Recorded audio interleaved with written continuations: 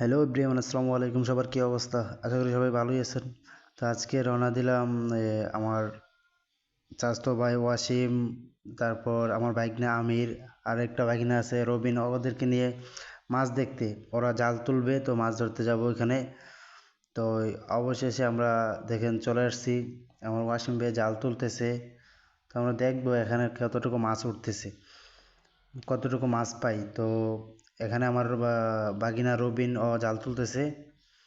তো দেখতে থাকেন কতটুকু মাছ পাই, ঠিক আছে।